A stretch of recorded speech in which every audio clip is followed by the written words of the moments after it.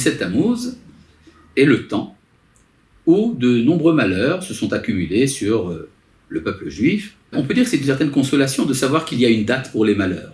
La vie est faite de moments heureux, de moments malheureux, et c'est vrai aussi bien dans la vie individuelle que dans la vie collective. Il est bon de savoir que le malheur n'est pas un abandon de la providence. Effectivement, les malheurs tombent toujours à un certain moment, c'est donc que c'est providentiel. Donc de ce point de vue-là, on peut dire qu'il y a un certain sens au fait qu'il y a eu, selon la Mishnah, 5 grands malheurs qui se sont abattus sur le peuple d'Israël pendant l'histoire, le 17 Tammuz, et 5 autres encore qui se sont abattus le 9 du mois de Av, à Tisha B'Av.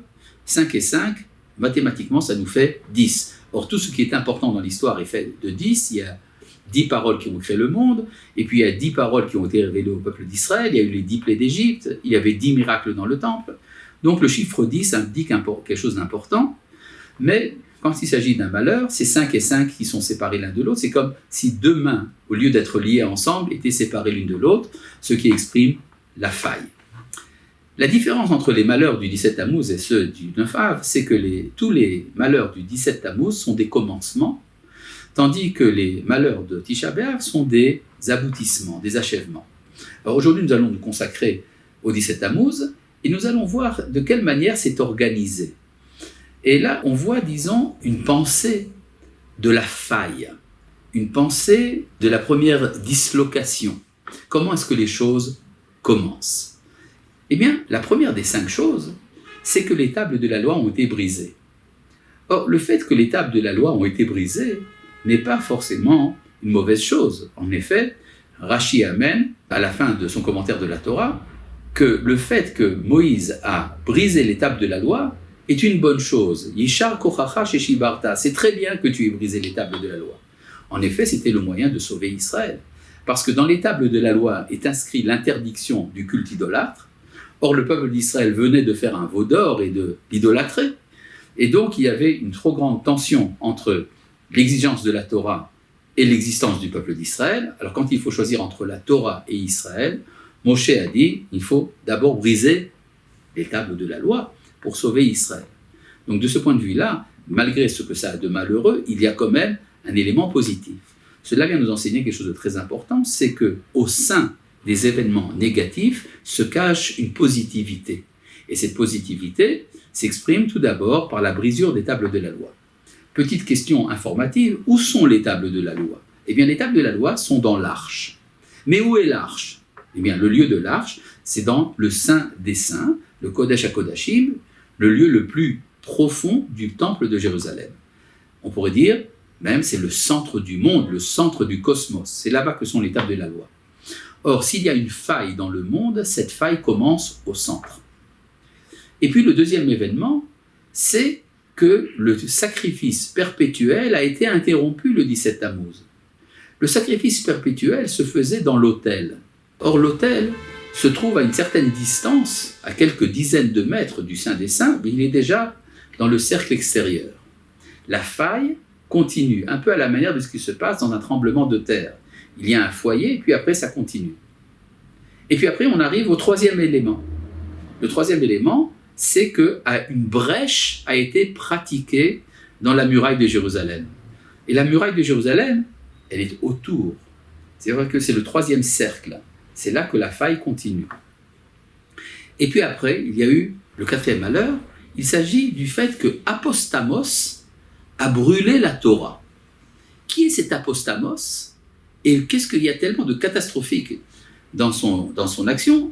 Des rouleaux de la Torah qui ont été brûlés, il y en a eu beaucoup dans l'histoire. Ce n'est pas la raison de faire un jeûne pour toutes les générations. Il semblerait qu'en fait l'apostamos en question, c'est l'histoire racontée par Flavius Joseph dans la guerre des Juifs contre les Romains. C'est l'incident qui a entraîné la révolte contre les Romains. En effet, une patrouille romaine a été attaquée par des habitants de Beth-Horon. Les Romains, en faisant des fouilles dans les maisons alentours pour trouver les brigands, sont entrés dans les maisons et Flavius Joseph raconte qu'un soldat romain a brûlé un livre de la Torah. Et c'est ça qui a entraîné la révolte. Et Flavius Joseph dit quand on a brûlé ce livre, c'était grave aux yeux des Juifs, comme si on brûlait une partie de leur territoire. Ce qui veut dire que pour les Juifs de l'époque, ce qu'il y a de plus grave, c'est de brûler la terre d'Israël. Et quelque chose ressemble un peu à ça, c'est quand on brûle un Sefer Torah. Donc il faut bien comprendre une chose, céder un territoire d'Israël, en fait, c'est encore plus grave que de brûler un rouleau de la Torah.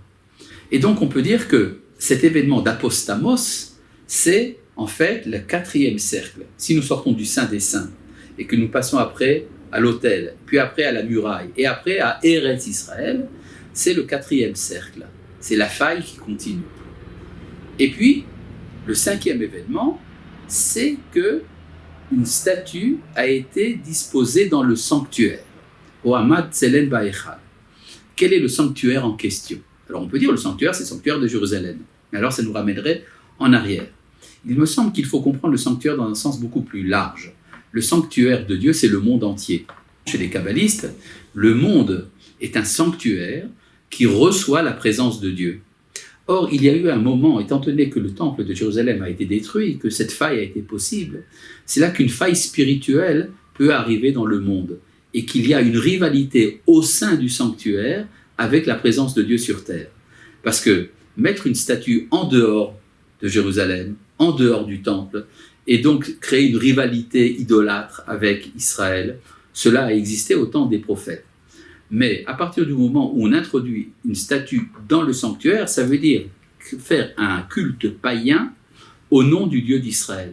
Effectivement, c'est ce qui est apparu dans l'histoire avec le mythe chrétien. Et son origine se trouve dans la possibilité de briser l'étape de la loi et de créer une rivalité spirituelle au sein de la tradition biblique. Et bien voilà, c'est ça les malheurs du 17 Tammuz. Rappelons une chose importante, 17, en Gematria, c'est la valeur du mot Tov. Il y a quelque chose de bon qui se cache au sein de nos malheurs.